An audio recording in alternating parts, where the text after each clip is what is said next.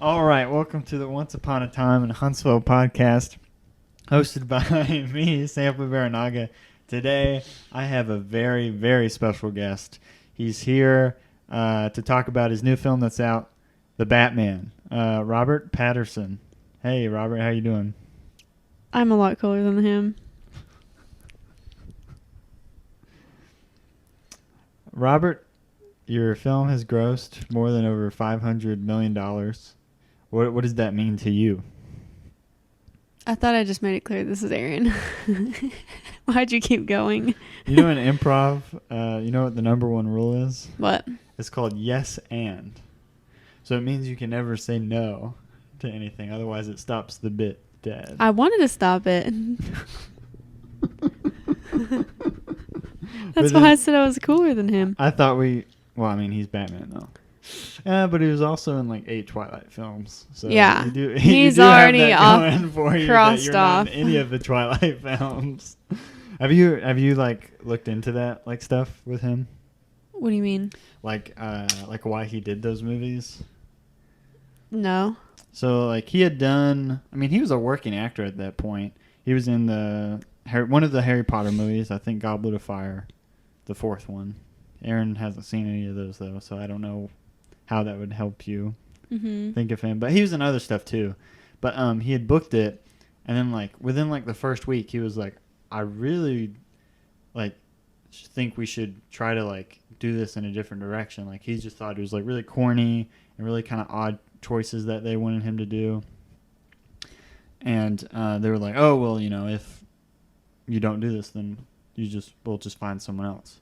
And he was like, "Oh, like they're not just gonna find someone else. We've already shot like a couple days of footage. They're not just gonna stop production like to find someone else." And then like through his agent or manager at the time, we're like, "Hey, they're like actually looking at like 2 guys right now, so like you need to." And like I totally get like why he could have been like, "Oh, I'm just like not gonna do this." But then there was a really good chance that he would never work again because like if anything that just like. I feel like a lot of people would be like, "Oh, well, like he thinks so high and mighty of himself, like we don't want him around. He must be really difficult to work with." But in reality, like, I mean, he was right. No, he was 100% right. I mean, those movies like made bank. Do you remember when those like were really popular? Like, yes. I remember they were so popular that like guys, like on my football team, like back in middle school, were like, "Oh yeah, we're gonna go see." Whatever, it was like one of the last ones, like Breaking Dawn or something like that. We're going to go see, and they were like, "Oh, do you want to come?" And I was like, "Oh, I haven't really seen all the other ones." Like, that's how, like, big it was. Like, everyone saw those movies. Oh, yeah, 100%. It's so strange because really a lot of people don't really talk about them now. Like, no. Is anyone ever just like, "Oh, my favorite movie is like this Twilight"? I don't know. They only to make fun of them, I feel like. Yeah, I remember me and my mom sat down and watched the first. I've only ever seen the first one, and she wanted to watch it. She didn't want to watch it by herself for whatever reason, and so like I was doing nothing, so I was like, "Okay, we'll watch this together," and like we were just like laughing, like it was. We thought it was like a comedy.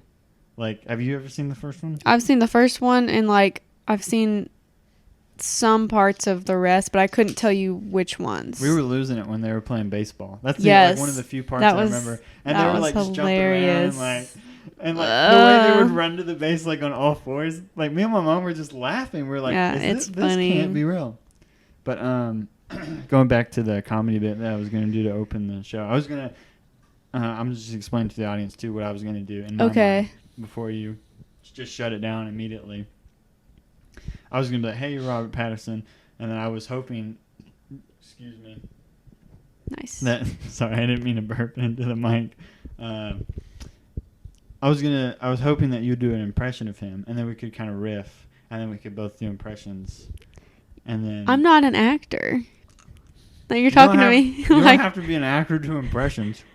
By the way, Erin and we have a bowl of jelly beans in between us. So yes, the Starburst jelly beans. They're really so good. Too. Because Easter's coming up. Yes, that's why I got them.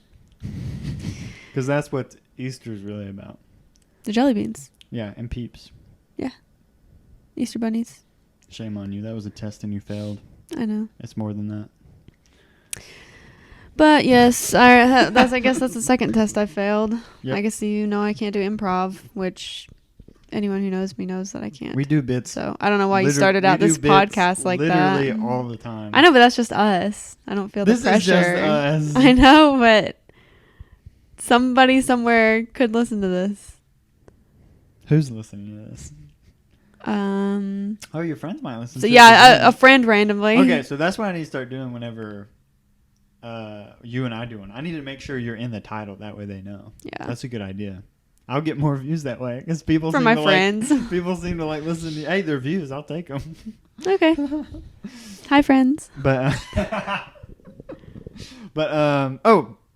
we're obviously the title. I'll probably name it like the Batman versus Erin or something. I'll stick your name somewhere. But put my name first. Okay, Erin versus the Batman. The Erin versus the Batman. The Erin versus the Batman. You gotta make me sound this cool. Erin and I saw Batman like 2 weeks ago now. Was it really? Yeah, because it was 2 Sundays ago. Because tomorrow will be Sunday. Yeah, we saw it too. Wow, that flew by. Anyways, yeah, we're really late on talking about it. It's still #1 in the box office though, so I bet there's still a bunch of people talking about it. But we went and saw the Batman, and let's talk about it. What do you want to talk about first? Because we could either talk about the movie or we could talk about who you sat next to during the movie. Which one is more interesting? I say let's start with the first I sat next to, because then we'll get into the movie and we'll forget. Okay. Do I explain this part?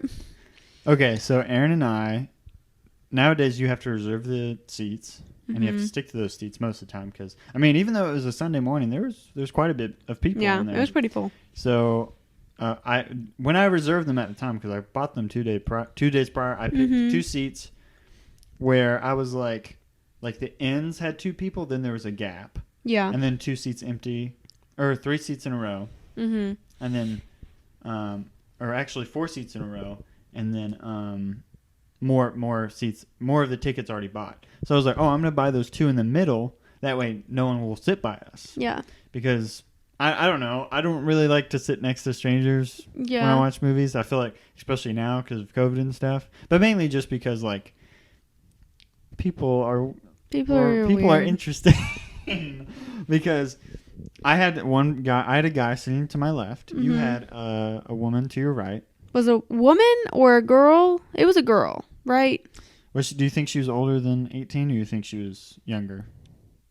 It's hard to tell these days. Yeah, it really is. It's really hard because it just depends on... She was with her dad and mom, so I would assume... Yeah, I think, honestly, I wouldn't be surprised if she was under 18. She was probably 16, 17. Yeah, but just like, you know how girls look these days. But, so this girl, and I'm saying this because I didn't really even get a good look at her face. Or can I say this? Okay. So... like not even halfway through the movie, like 15 minutes in, I'm like sitting there enjoying it, and I don't know, we've known each other for a long time, so I kind of have like spider sense, like when you're upset about something, and like I just feel you like kind of like shifting, like facing you. Yeah, facing me, and I'm like, okay, does she need anything or whatever? So like I turn to you, and then you proceed to say, well, I had my hand that's over right. the side of my face that she was sitting on, so that I couldn't see her out of my peripheral vision, because I didn't. So she ate like a whole bunch of popcorn and snacks and stuff with her dad. She had a drink. She was sucking on the drink, and I was like, whatever, normal. Well, like most people do, like she finished her snacks and stuff about 10 or 15 minutes in. So very shortly after that, I start to notice that she has her hands up to her face, like one hand at a time, just up to her face. And I start to hear this like the sound coming from her mouth. And I look over and she's just chewing her fingernails, like chewing. And I'm really not that bothered what people are doing next to me, because I mean, we've all sat in the movie theaters with they're next to some weirdos. It's like, whatever. But this absolutely drove me nuts, because Batman is a 3-hour movie. Minus the 15 minutes she just was eating popcorn. She did this the entire time without stopping, and I absolutely mean that. I'm not exaggerating. Erin is not exaggerating, because I also did like some check-ins. Every time I kid you not, every time I looked over, I peeked at her, she had her fingers in her mouth, and she was like, the seat. I mean, her elbows were lifted up to get like a better position on her nails. Like, she had her hands up over her face, trying to. I don't even understand. I don't understand that, and I don't understand how she didn't have, how she had fingernails left by the end of the movie, because it was absolutely drove me nuts. It drove me nuts, and I couldn't drown the sound out, because what am I supposed to do? Cover my ears? Movie too. Yeah, because I heard this girl just chewing on her hands over the sound of all of this like superhero movie music, which is loud, and all of the like explosions or whatever was in the movie. So, and at one point I felt like I missed a good chunk. It was like 10 or 15 minutes. Like, I was not paying attention to that part of the movie at all, and I had to ask Sampley what had happened, because I was so distracted by this girl next to me. It was so distracting. She was definitely beats out the butter lady when we went and saw 1917, where she was like slurping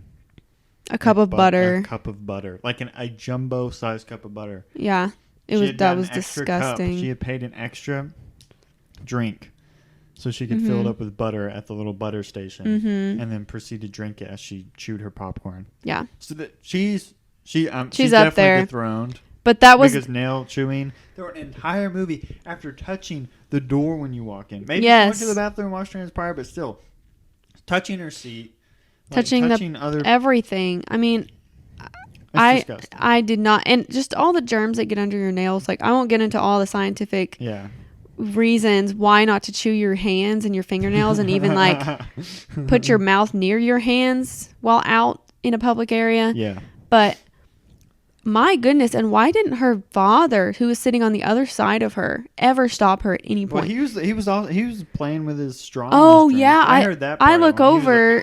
Like, no, it wasn't that. It was he took the straw out of his drink and had sticking out of his mouth while he was blowing like air through it. It was bizarre. It was so bizarre. Can you imagine either of our fathers doing that? 50-year-old man. And then our mother sitting next to him and just letting this happen. No, my mom would be on that in a second. I would be on that in a second. My mom or dad would smack me in the back of the head. They'd be, quit it. That's what my mom would do. Quit it. That blew my mind. So I guess I understand where she got it from, her manners. Mm-hmm. But I mean, at many points I thought about changing seats, but I was just like, just push through it, because I didn't want to make us get up and then like we should have just changed seats. Yeah, we should have. I just didn't want to bother you. I didn't want to bother you. Yeah, afterwards you were like, I was like, man, we should have just changed seats, and you're like, I didn't want to bother you from seeing the movie. And I was just like, I don't really, because I wasn't really psyched to see this, so because sometimes, I am kind of a persnickety person when watching movies. I feel like I've gotten better over time. Have I not? Yes, 100%. But yeah, I really wish I should have just had the fortitude to be like, or like, we're getting up and moving, or the common sense to be like, oh, let's just get up and move, even if it's like a worse seat. Like, it's better than not being by her. Because the guy on my left, I don't know if I even told you this, but every time something cool happened, he would start like cheering and clapping. Did you notice really? that? No. Yeah. I heard it. I didn't know it was from him. I've noticed a lot of people doing that ever since that last Avengers movie came out, like the Endgame, because there's a lot of videos of like people clapping in certain moments, and a lot of that is like midnight premiere stuff. Mm-hmm. And so like I've noticed that like the last couple movies I've seen where people have like tried to start clapping, because he tried to start clapping at the end too. I'm just like. Like annoying. I'm fine with that. I've clapped at movies before, maybe only one before, but like I feel like you should know during your the spatial movie. awareness. Yeah. No, I say go for it if like a whole bunch of other people, like if it's a packed theater and it's opening night and like obviously all the fans and the people most like to see it. But this was like a matinee. This was a 9 a.m. show and this guy was like trying to, he was just trying to have fun. Yeah. But still better than the girl I was sitting next to. Oh yeah, no. He wasn't a problem at all. He never annoyed me or anything. But that she was I've never come so close to saying something like that to a person that I like, a stranger. I really thought Erin does not. She's very polite and she's very she has a lot of patience with people. I think I do too. But I really thought that you were going to say something. I really thought I was too. And there were many moments where it was like you feel it in your chest, like that, like what she was doing was making me feel so anxious. It was like, seriously, in the silence, like when they were like, and I think that was that 10 to 15 minutes was when it was like a quiet. It was just like him and Alfred, like just yes, talking. like having a no conversation. Music. I remember absolutely no word of that conversation because it was silent, and that's what. Yes, that is what I heard, and that it was just mind blowing how she just kept going and going. For and going. people who clicked on this to hear our opinions on Batman are so far 15 minutes or 16, almost 17 minutes very disappointed. but okay, last thing on her. Yes, last thing. The movie. As I actually looked over at her multiple times, and when I would look over at her, at first it was like a slight glance, like the first couple times I did. She would put her hand down immediately because she knew I was looking over. The next 2 or 3 times I did, I turned my entire head straight over to face her. How awkward is that in a movie theater for someone to do that? Yeah. Very awkward. She put her hand down. She still kept going. Man. Like the audacity. I was just like, is my signaling not enough? My body language not enough to signal to you that like this is not okay? You should have started like picking your nose and like wiping it like on the kind of side armchair that you share. Maybe she would have gotten up and moved away. Anything. Would you have rather preferred someone sitting next to you to be on their phone the entire time than that?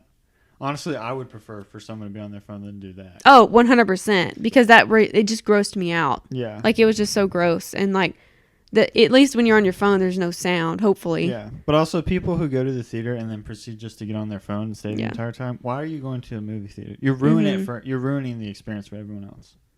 And also, if somebody was on their phone next to me, I feel like I would feel more apt to say something because I'd be like, I would just immediately, like, if there was a blinding light shining in my face, I would be obligated to say, hey, would you mind putting that down? Like, I'm trying to watch the movie. Did I tell you when, I might have told you this before. I don't think I've ever talked about it on the podcast. Back a long time ago, whenever Star Trek Into Darkness came out, like the reboot one with Chris Pine, it was like the sequel. I still haven't seen the first one. But like a whole bunch of guys from church, we went and saw it with my dad. It was me, my dad, Cade, and like a bunch of guys from church at the time. And one of the guys that came with us was on his phone the entire time. And at one point, a lady behind him politely asked him to turn it off. You know, I kind of heard that, and I didn't hear what he said back to her. But as we were leaving the movie, I remember him being like, can you believe that lady in there? And we're all just kind of like staring at him. And he was like, I was trying to do something on my phone. She was like asking me to get off of it. And one of the guys that came with us was like, dude, I'm glad she said something. That was so rude. Like, and instantly called him out. That's awesome.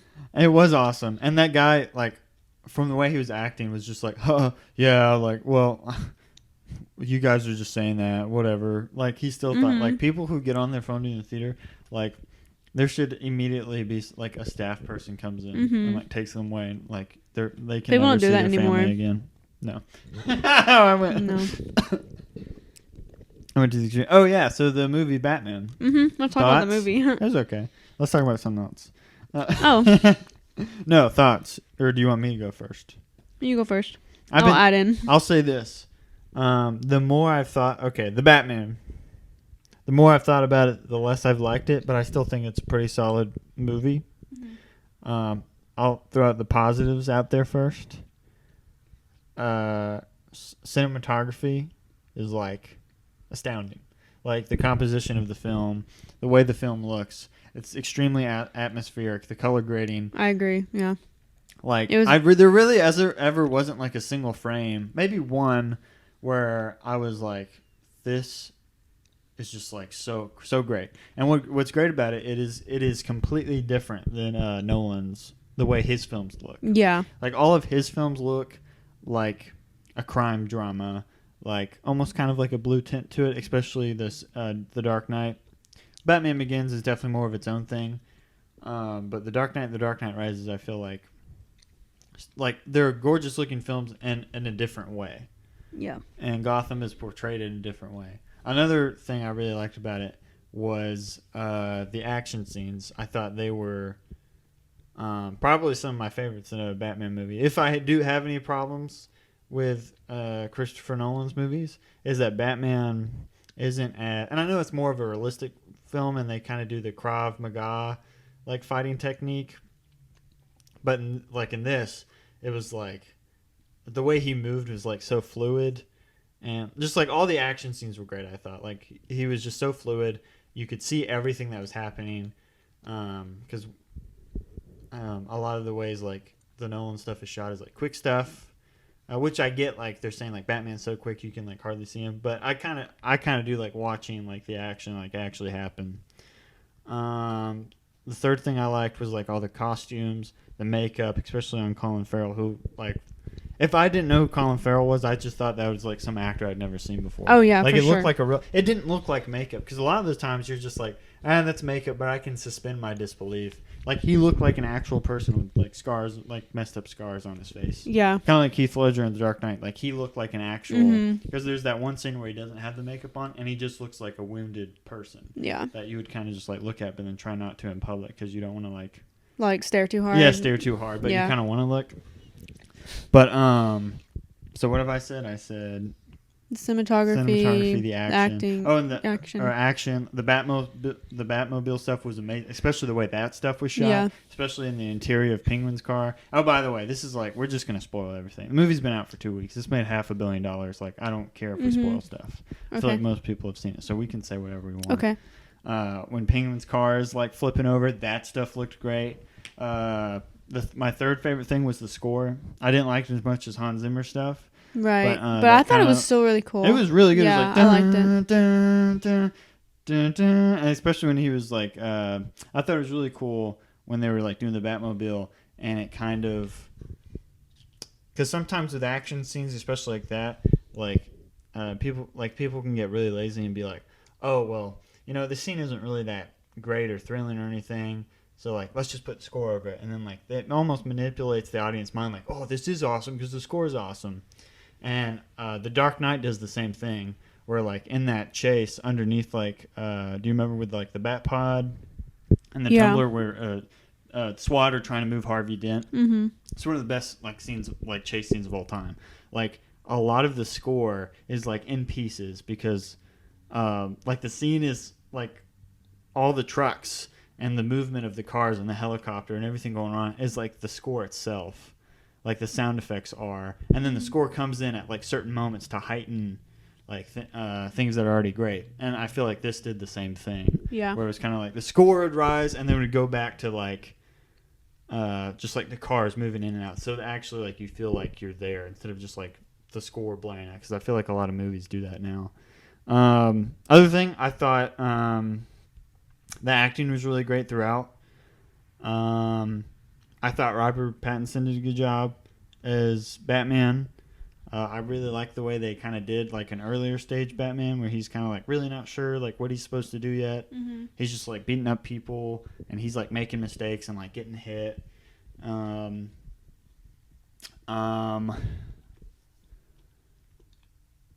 Sorry, I was trying to think what I liked about it. Jim Gordon, I really liked how he like was with Batman, like trying to figure out stuff. Mm-hmm. Who's played by Jeffrey Wright. I thought he did a great job. I'm trying to. I'm sure there's other things. Or why don't you talk about the things you liked, and then we'll kind of get into the stuff that we didn't like as much. I mean, everything that you've said so far, for me, I'm trying to remember it. It would help if we'd done this like right after. I don't think about movies as much as you do, honestly, because you're the movie person. I'm trying to think. What did you think of? Oh, another thing I didn't mention, like acting wise, I really thought Paul Dano was a great choice for the Riddler. Mm-hmm. Colin Farrell, obviously we talked about before. Zoe Kravitz, I thought was pretty solid. Yeah. Acting wise, one of my issues is with the character of Catwoman in the movie, but we'll talk about that later. John Turturro, I felt like I really like him. He was Carmine Falcone. Mm-hmm. Really, really like him as an actor. I thought he was kind of just playing himself in this movie. He did a fine job, but like it didn't really stand out. Like I kind of forget he's still in the movie. Yeah. Like I keep thinking of like Penguin and Riddler, but like Falcone's probably like. I mean, he has a whole bunch of stuff in there, and like I kind of just forget it. Like he kind of made some weird choices that I didn't really love, but who knows? Maybe a second viewing could change my mind on that sometimes. Mm-hmm. But Paul Dano, I thought was really good. I kind of like the kind of Riddler they did with him. I did too. Yeah. Like it was, like Reddit, like online guy moderator who is just super weird and like has this whole plan. But my main issue with the film is his plan. But do you have anything positive to say? Like anything you liked? I mean, everything you said so far like covers it for me. I didn't really think that deep into it. I mean, I agree. Like all, like all the acting was really good. I mean, I feel like it was so engaging. Because one of the main reasons it was so engaging was the cinematography. Like you didn't want to look away. Like it was pretty amazing. And I did like all the characters. I felt like it was like cool to see all of them except for that one. Are you gonna bring that up? Who? The Joker. Oh, that was the worst part. That might be the worst part of the movie. Yeah, that was anyway. That was definitely like you could feel like a studio executive like being like Matt, what did we say? You have to film this. Mm-hmm. Like, and he's just like so out of place. This really doesn't float. Well, if you want to do everything else, you have to shoot this scene and put it in the movie. Mm-hmm. I wouldn't be surprised if they like released a director's cut. Like on DVD whenever it comes out, and like that's nowhere to be seen. Yeah. I was just looking at. I wanted to see who DP'd the movie. I don't know off the top of my head. Greg Fraser. What else? Oh, he did. Oh my word, he had a great year. He just did Dune. Oh, he did Rogue One, Star Wars. That's a great looking one. He did Vice, Zero Dark 30. He's done Son of the Mandalorian. Well, look at you, dude.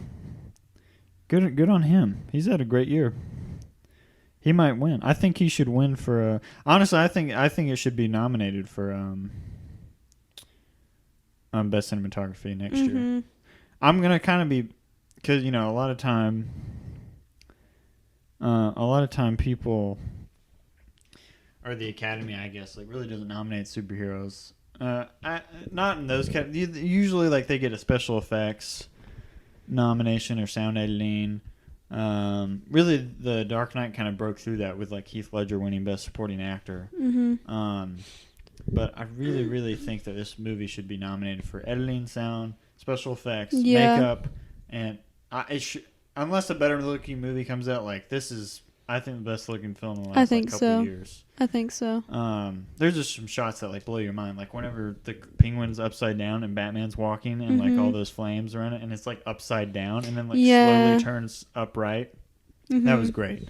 I'm trying to think of specific scenes that were like. I thought the opening that actually might be like one of my favorite like superhero openings when he was talking about how like for 2 years I've been Batman. and even when I'm not there, like they think I'm there. And it shows like all those people like just like looking into the shadows, and even though he's not there, they start running away because they just like start freaking themselves out. That was really cool. And that first kind of like little fight scene with on the subway against those guys, that was brutal. Like that was really brutal. I was like, I think that was holding great. my breath. Yeah, it was. And I thought it was funny when the guy was like, "Please don't hurt me." Yeah. Because like that scene, and I think the almost ending scene contrasts very well. Like where he's like, "I'm all about vengeance," and then like at the end of the film, he's like, maybe it shouldn't be about vengeance. Maybe we can endure. Maybe it's more about hope." Yeah, it was a nice like redemption there. Yeah, I feel like the arc of Batman in this is really, really good. Like you feel like he actually learns a lot. Let's start. Okay, my list of issues with the movie is a lot, like plot wise, and execution wise. I'm trying to think of what to talk about first. Well, we already started about the Joker thing. Yeah, the Joker. That's not. I don't even want to discuss that even more. Just how stupid it is. Like that was just. I like literally cringed in my seat. Like I went from, and it came out of nowhere. It did. Really, it was so. That's what I meant. It was out of place. It was just very out of place. It was bad.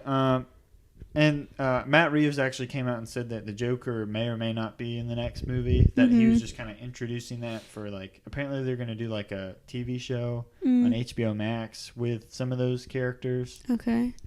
So that's cool, but like I just feel like it. I feel like the best way to do those things are like in Batman Begins. I don't know if you remember the ending of that movie. Because I think you've only seen it once. We need to watch it more. But where Gordon's like, "Oh, hey, by the way, like, there's this new guy in town, and like, you know, he's hit some banks here and there, and he leaves this calling card, and it's just like a playing card, and it's a Joker card." And immediately, like, everyone's like, "Oh, I know what that is. I know who's gonna be the next bad guy." And in this, it was just so heavy-handed and hammy, and the dialogue was terrible. It was really. He was like, "People will call you a clown." Well, I'll show them. Yeah. I was just like, ugh. And didn't the girl next to you say That's what something? I was going to say. It made me wonder how many people were like sharing our opinion because this girl next to me was like, "It's the Joker. It's the Joker." And I was just like, yeah, but like, are you not like watching this? Like it totally ruined the flow of the ending of the movie. Everyone I've talked to has agreed with us. Okay, that good. It was dumb. Cade, Josh, Jesse Lane, and someone else also said something that I can't remember. All of those people have been on the podcast, by the way. That's funny. Oh, wow. But let's talk about like other things besides that. The first thing was that I feel like the Riddler's plan did not make any sense. Are you talking about when the explosions started? Okay, so it's like combined. Okay, so the Riddler's plan. Okay, and so so this movie is shot almost like a noir detective film, right? And it does a great job of that up until a point, which is where you really think that the whole ending of this master plan by the Riddler is going to come into fruition and be this thing where it's like, oh my goodness, as an audience member, and then like through the lens of Batman, be like, oh my goodness, how did I not think that it was right under my nose the entire time? Yeah. How did I not know that this was going to happen? And so Batman is trying to figure out the last thing, and he goes to the Riddler in his holding cell, and the Riddler is like, which I thought this was actually a really cool moment, because you think that Riddler thinks that Batman is Bruce Wayne or knows that Batman is Bruce Wayne, but he was just actually implying that he was the only one they hadn't gotten yet. We'll talk about that later. Okay. Of how he tried to kill Bruce Wayne, because it's really stupid and dumb with the Alfred thing. But and it's a great moment because Riddler's like, oh, like you and I are on the same side, and Batman's like, no, you're weird. So that moment's actually really cool. But then Riddler's like, oh, you haven't figured out my final plan. You're not as smart as I thought you were. And you're like, oh my word. Like as an audience member right there, you're like, oh my word. Like what is it? Yeah. And then you go back the cop, like Ramirez or something, I can't remember his name, happens to be there that he met at the beginning of the film. And he's like, oh, hey, look at the murder weapon. It's here. Mm-hmm. Hey, that's the thing that you like use for like to get stuff up.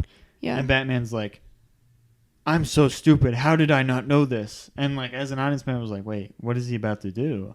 And then he just like undoes the carpet, rips it up, and then like from memory, there's like a password there to like lead to his computer, the Riddler's computer, and then he plays it, and then it's just like this YouTube video explaining what he's gonna do. Yeah. And you're just like, what? That's Really? it. That's... This movie was great up until this point. You're just like, oh, he left a video, and for his like his followers on like whatever website they're using, and they're all like, yeah, let's go kill some people when these vans I placed along the barriers of the water, they're going to explode, and then people will have to go into the sports arena, and then as people fill the sports arena, my goons will clip them off with guns they brought. One, that is a terrible plan, because like it was funny because it said that the Riddler had like 1,000 or no, not even 1,000, like 300 something followers, and then like only like 15 of them showed up. I'm surprised any of them showed up. Yeah. And also like, how did those... It never explained how those people got through security. I think they kind of just like lowered onto the roof. How? Because those places have security all the time. I'm willing to look... Like, I know I sound like I'm the verge of nitpicking, and I hate nitpicking films. But then, as the video ends, then all the bombs go off. Yes. And so you think, okay, was that a timed video where it ends? Then the bombs go off? Yeah. But you're like, no, because Batman steps to look out the window, and they go off. And they just go off. And just I was like it was, the timing was I was really very strange. confused how that timing worked. And I don't think the video, whenever the video's done playing, like it starts the bombs, because he had already posted it. He was like, Batman was just people were commenting on it. And plus the Riddler had said previously, oh, you're here to be safe with me because all this bad stuff's about to happen. Yeah. So did Riddler think the bombs were already about... Like, did he know? Did he have a trigger? No, because he's in jail, and so they would have like, taken everything off him. It doesn't make any sense when you really think about it. It was kind of disappointing. Like, anyways. And you think that, like, the bombs would go off at some point in Batman trying to go stop what was happening. Like, to go stop the plan. Like, I mean, I don't care if he just made it downstairs and, like, got into his Batmobile, you know what I mean? Like, it just was just an immediate... And then it kind of like, I can't think of the word I'm trying to use. It was just kind of like startling, you know? And you're sitting there you're not even paying attention to what's happening because you're trying to figure out like why the bombs just then went off. It's very odd. It was, I'm just very surprised that wasn't thought through. Yeah. By everybody that. It was very rushed. And it didn't like the vans blowing up next to the water, like really didn't have any meaning. I think maybe the Riddler said at one point, "I'm going to cleanse the city" or something like that. But that's just like a throwaway villain line. It doesn't really. I thought there was going to be an actual connection to his plan to do something. I don't know. I was really disappointed in that, and I didn't really care for the last like kind of fight scene between him and the Riddler's goons because at one point he gets shot. And it was really dumb how he got shot. Because, like, as the guy was, like, scrambling to his gun, Batman was just kind of, like, slightly walking over towards him. Remember that? And the guy gets his gun. Yeah. Like, oh, wow, I got here in time. And he shoots him. And then he, like, puts something into him. I thought it was Venom from, like, the comics. Some people, from what I've read, think it's adrenaline. But it was never shown before in the movie. It just kind of came out of nowhere. Because Batman's laying there, and you don't know how he's gonna like get out of the situation. And then he just does that. And if you'd known already that he had something on him, then he would have gotten it out, and you'd been like, "Oh yeah, he had that that was shown earlier." But it was just like, "Oh, I had no idea." Yeah, it was very weird. And then Catwoman comes, and then he starts beating up a guy, and then Detective Gordon, who like 10 minutes earlier was like, "Hey, we need to get up there," and then like took forever to get up there. Yeah. And then like for whatever reason they do this really weird slow motion thing where he jumps to like cut off a wire so it doesn't fall down and electrocute people. And then like it had Catwoman like, oh, oh, like looking slow motion, like, oh no, and Mm-hmm. like, and I was like, he's not gonna die. Like, there's gonna be more Batman movies. Like, Yeah. we're not stupid. Yeah. Like, I'm sorry, like, I don't know. That really the entire third act I have a huge problem with, and I don't like the way the movie ended either. Yeah. All I- the neither all of the us- different endings. Oh, I just kept dragging. And like you and I kind of talked about like what's really great about the Batman movies, The Dark Knight, The Dark Knight Rises, is they do this like cross-cutting thing. Mm-hmm. Christopher Nolan's really great at that, and his editor are really great at that. They like compact all these scenes into one scene by cross-cutting in between them, and having certain music hit at certain scenes. Mm-hmm. And this was just like, here's a scene, here's a scene, and here's a scene, and they all drag. Mm-hmm. Except like I really thought the last two scenes shouldn't have been in the movie. Especially that last one. That last one was just like, it was just disappointing. It was the like Catwoman. yeah, him and Catwoman. I'm like, I'm sorry, but like, no one came here to watch Catwoman.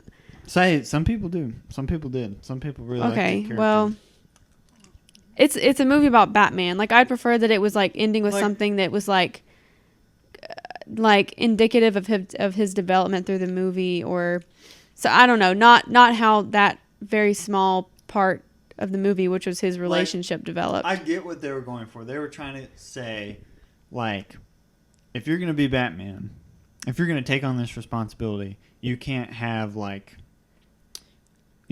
have people that you love in your life be close to you or whatever. But like, you're just like, well, she's really not a good person. She tried to kill a whole bunch of people. Yeah. She really doesn't care about him. They like really just met. They don't really know each other. Yeah. And like, you're just like, I don't know. A lot of people, from what I've read online, really like their chemistry together. I really didn't. I didn't care for it. I didn't really care for it either. One of my major problems, or yours too, and Josh Peterson's what I talked about, was like how much they sexualized Catwoman. Catwoman is like, it is just disgusting. It's like really hard. Like, you're just like to enjoy the movie when like she's just wearing nothing, and you're just like, why? Like, why is she wearing? She's not like a stripper, but she's working at this club. Yeah. Where she's wearing very revealing outfits, and you're just like, man, I was really just enjoying this movie. Now you're making it like hard to like this movie because like it's just like weird, like weirdly sexual out of nowhere. Yeah. And there's no like sex scenes or anything like that, but I just thought they could have had her cover up a bit. Yeah. In certain scenes. Just make her look cool, not sexual. Yeah, it's very strange. I thought it was like kind of like that's the last thing that like this generation of females needs is like one more sexualized female lead. You know what I mean? Yeah, I agree. I mean, there's other movies where I've felt that way, like Scarlett Johansson as Black Widow. Mm-hmm. There's a lot of moments where I'm just like, that was unnecessary. You don't need to make her entire character just about her, you know, I don't even want to say it. They do that with main characters too, because there's always like that like, oh, here's the ab shot that they need so they can get teenage girls fawning over this actor. And I don't like that either. But like, I feel like, in my opinion anyways, like, that's usually just one shot or two shots of like, oh, like here's Chris Hemsworth or here's Chris Evans, or here's Chris Pratt. All the Chris's taking off their shirts. Shame on you, Chris. All of you. But then like it's just like usually one scene or two scenes. But then like the entire movie. The entire character. The entirety of this character. Yeah. They have cleavage like popping out. It's just like, how could they even fight? Yeah, I would be so scared of a nip slip. Like, why they need armor? Like Batman's like decked out in armor and boots and like huge, and then she's just like, I don't know. Yes. But let's talk about the character of Alfred, which I thought was okay. For one, in my mind, no one will ever be it's Michael hard. Caine's interpretation. Like, it's hard. Like going back and watching those movies as an adult, like Michael Caine is like so vital to those films, especially in The Dark Knight, where he's like, he just has these like great moments with Bruce that really expand their relationship, and like he's just a wise, extremely intelligent man who like kind of leads Bruce, like especially in The Dark Knight where Bruce Wayne's like he's just like, I don't understand, like, why is he doing these things?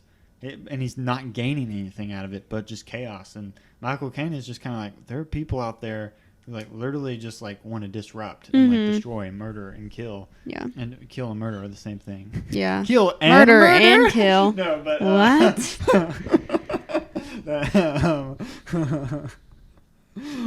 That reminded me of the Norm Macdonald. One time he was doing a podcast with somebody, and they were like, "Yeah, I was broke. I didn't have any money." He was like, "Both." Sorry. Anyways, people do that a lot where they say two things. I did too. But anyways, it's just really, I don't think anyone will ever surpass his performance as Alfred Michael Caine. He's just such a great actor.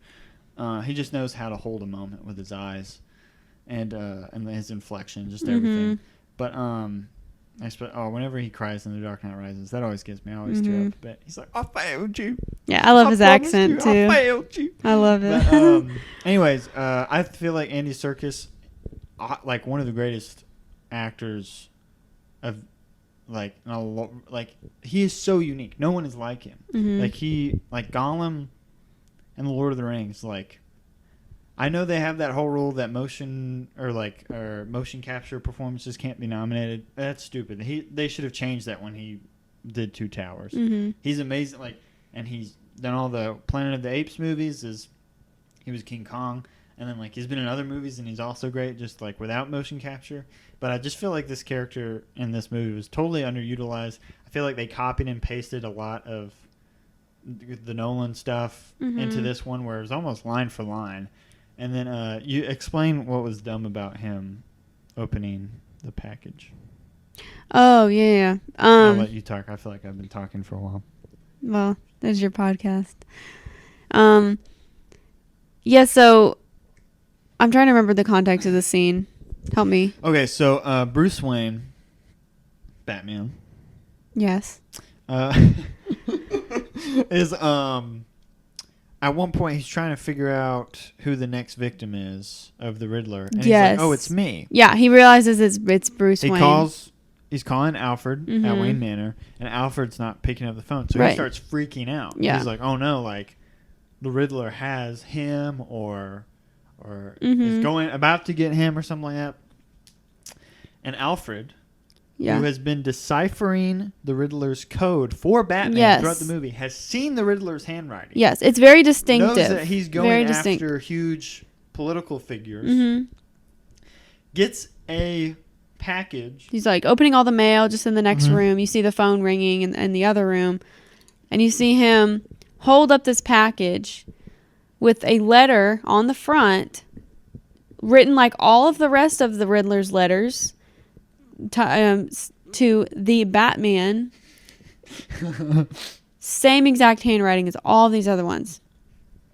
And it's a box. There's a boxed package underneath.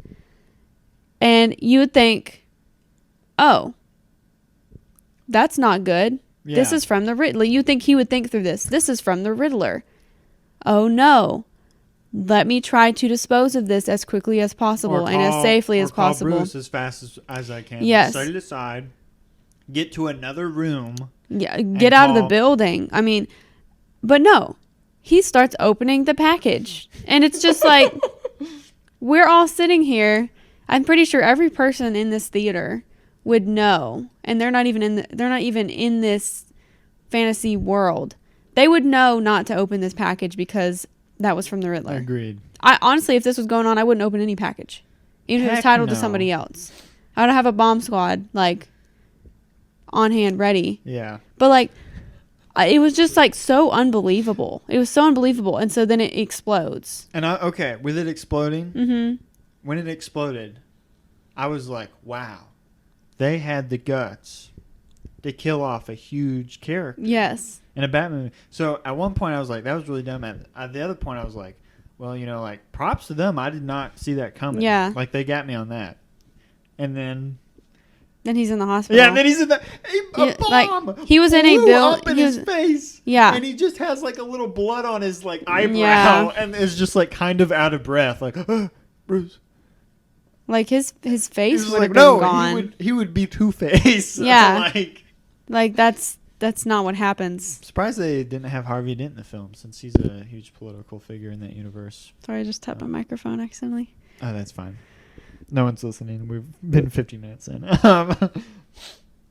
People tend to listen to the first minute, and then they're like, "This is his voice," and then they leave. No, then they hear me. Come on. And they're like, Then "Oh, they leave. Aaron's done this. I'll listen." No. Yeah. So he did not die, which was kind of like crazy. Batman was earlier blown up with a bomb, but I was like, he's got all that armor. I can believe that, but this I could not believe. And then that's the last time we see Alfred. We don't see him ever again. Yeah. And he's like a huge character. Yeah. They need to wrap up his character, you know. They didn't do that. Yeah. So I was kind of bummed about that. That was the scene that I missed where he was in the hospital and yeah, because she was chewing so hard. Yeah. Like I missed all of that, so I don't know. I really didn't see much of Alfred after that. I just saw on the my bomb. phone. It was breaking news. Warner Brothers announced that she would be the next villain in the Batman movie. Who? The nail biter, and that's her name. Oh. She goes by the nail biter. The nail biter. Yeah. Wow. And Batman's just like, my ears, and she's like, and then the Joker's like, we got you now, Batman. Like that's what he sounded like. Yeah, it was like. It was really bad. This is his voice. And I like that actor too. He's a really good actor. But they'll have to play around with that. Yeah. There's been too many variations of the Joker of the past couple years. Batman has such like he has the best, like him and Spider-Man I think have like the best like villain lineup. Mm-hmm. And in Spider-Man they've used a lot of them. Yeah, I love that. Which is really cool. And then Batman is just like Joker. Yeah. Joker. And it's just like, man, he has so like I'm glad they finally used the Riddler. I mean, yeah, me too. And like I don't know anything about like Batman comics. I didn't know about the Penguin. Oh, really? Yeah. Maybe I did, but I've never like seen him. Yeah. He's just like he comes from this like rich family. He's just like a mobster. Essentially. Yeah. He's like disfigured. Mm-hmm. From I can't remember specifically how he's disfigured. But I remember they tortured him by putting, in the comics anyway, you know how like, or Colin Farrell I don't think had any of that. In the comics, he had a bottle glass like stuck in, or the end of a bottle in his eye. So like he's always depicted with a monocle. But I think in the comics that actually happened to him. Like the mouth of a bottle, like the rim that you drink out of. No, the very bottom was like stuck in his eye. So like, how does that fit in there? I feel like that happened in the original comics, or maybe I'm confused with something else, because a lot of times now he just wears like a monocle or glasses. But you know, maybe I do know what you're talking about. Maybe like I feel like I'm pulling from some vague memory that I maybe once had of knowing who, because it sounds vaguely familiar. Yeah. But I'm looking forward to the sequel, because I think there's a lot they can build on. Yeah. Like I know it sounds like we didn't like this movie from all the stuff no, I did. we didn't like about it, but no, I would watch it again. I was engaged all 3 hours. I was engaged throughout the movie. It was really just the last act that kind of dragged, and just some silly stuff in between. Yeah. You're kind of like, oh man, I really wish they would have had more time to think about certain choices. There were just, I feel like for me it was just a couple moments that were just kind of jarring. And I think the reason that it left a sour taste in our mouth is because all of it literally came in the last part of the movie. Yeah. Like if it had kind of been spaced out and been like, well, I don't know about that. And then ended on had a really good note. Yeah. It should have ended when Batman was looking up and he ended with the sentence, "We must endure." It should have ended right there, but then it kept going and you're just like, ugh. But overall, I liked it. I'd probably give it like a solid 8 out of 10. Yeah. I know that sounds kind of high for all the cons, but I'm over one to look a lot of those. Well, it was a 3-hour movie. Yeah. And what we're talking about just adds up to like 5 minutes. I'll say this. When it's amazing, it is amazing. And when it's bad and cheesy, it's bad and cheesy.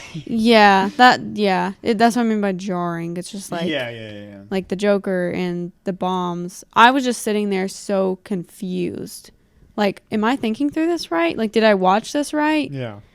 And the Alfred moment, like that was just like, no, like this can't be happening. He's not opening this, but okay, he did. He opened this. It was just like, but yeah, I thought it was a good movie. Yep. It seems like more of a realistic setting, kind of like the Nolan stuff. Yeah. Which I'm kind of disappointed. because I really wanted to see a universe where we could see like Poison Ivy or like Mr. Freeze or like Killer Croc or like Solomon What are you Grundy, talking about? all the bad guys. Oh. I was like, like those are like more supernatural stuff. Like you maybe seen a Marvel film, but this looks more like it's kind of going the Nolan route where they're gonna keep with like more of the realistic villains. But still, that's open to a lot of people like Hush or Scarecrow, or I know Scarecrow. Yeah, or That's Hugo that's Strange. the only one. There's a bunch that they haven't used yet. I'd love to see him. I'd especially love to see Hush. Erin keeps moving the bowl with her foot and just looking at me. I think that's her way of telling me that we should wrap it up. Our sweet potatoes are almost done. We need to go make the chicken and the mac and cheese. And the Brussels sprouts. And the Brussels sprouts are underrated. I'll just say that Erin and I have been addicted to Brussels sprouts. They're Weird so thing good. to be addicted with, but they're so good. They're good. And we're not like, we're eating them the healthy way. Yeah. Like, we're not just like, there's some people who are like, oh, I love like fruit or salad, and then they like douse ranch or sugar on it, and you're like, you're kind of defeating the purpose there. Yeah. But not. So I'm gonna tap ourselves on the back for that.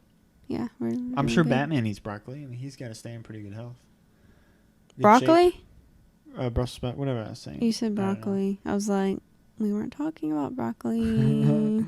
After Batman for a solid day or two, I was doing the voice with you, being like, remember after you saw it?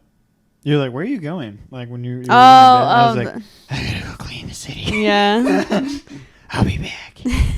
I'm Batman. No, what does he say? I'm vengeance. I'm vengeance. That was pretty cool. I like that. I kind of wanted him to say I'm Batman though during it, because like that's kind of like that's in almost all of the movies. Yeah. I kind of was bummed that they kind of broke the record going there for a while. The best one's Bale. Yeah. And Batman Begins, where he gets him out of the car and he's like, "Who are you?" And he's like, "I'm Batman." And then like he like just flies up, and that homeless man's just like, "Ah." And then the Michael Keaton version's like, "I'm Batman." I don't know. I like Michael Keaton as an actor. I don't get him as Batman. A lot of people. That's like I haven't seen that. People are very, very opinionated about like my favorite Spider-Man is this Spider-Man. This is my favorite Batman. I don't really care if you like that. Like, good for you. Like, I don't care. I'm not going to try to convince you otherwise. Like, that's a big thing on the internet. Oh no, I've seen that. Like, I like Bale. He's my favorite. For people who don't like Bale, like that's fine too. I just whenever I watch the Michael Keaton movies, I'm just like, that's just Michael Keaton, and I really love him as an actor. He's hilarious. But Bale's my favorite. I really, honestly, really liked Robert Pattinson's version. He was very like quiet and like almost kind of like grungy, like just really dark. Like he felt like he was just really confused about who he was trying to be. Mm-hmm. And I thought that was like a really cool a cool way to approach it. Yeah. And then I like Adam West as Batman. Pow, zang, bang. All right, well, thanks for tuning in and listening about our opinions on The Batman, directed by Matt Reeves. I hope he starts making more stuff. He's a good director. Erin, thanks for joining me. Thank you. Robert, thanks for... I'm sorry you didn't really get to say much, but thanks for joining us. Thank you. Okay. Still method actor, right, Erin? Mm-hmm. You must be... You working on the sequel? Yes. Thanks, Robert. Bob. All right, tune in next week for, I don't know, I might have a guest on. It might just be me, or it could be me and my wife again. Stop moving your foot over the jelly beans. All right. God bless. Hope you guys have a great day. Yeah. Bye.